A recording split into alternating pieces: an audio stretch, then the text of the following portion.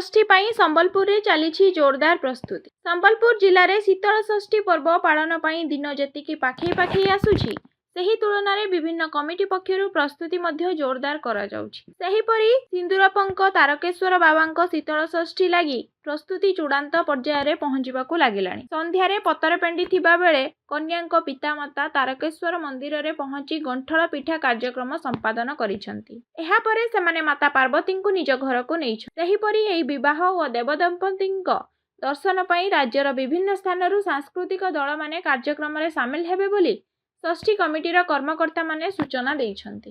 बहुत भल लगुच आज्ञा यहाँ बहुत पूर्वपुरुष पूर्व जन्मर भाग्य है सौभाग्य है जे आज मुई एत बड़ पाई पार्ली माँ के और बहुत खुशी लगुच आमर शीतल षष्ठी यात्रा बहुत जोरजार रे होची इथर 18 तारीख आमर जेनटा कि शिव विवाह जेन दिन से दिन मंदिर बराती बाहर की जीवा बरयात्री आउ से दिन बलांगीर घंटपाटी तापरे बनारस डमरू आउ दुलदुली आहरी बहुत गुड़े भजन समारोह या बहुत गुड़े जिनस अच्छी आम तारकेश्वर मंदिर रु सिंदूरपंख छक रु कल्याण मंडप की जिमु आम आउ 19 तारीख आमर जुगल दर्शन अच्छे दिन बेला आउ जुगल दर्शन सरला परे संध्यारे शोभा यात्रा अच्छी।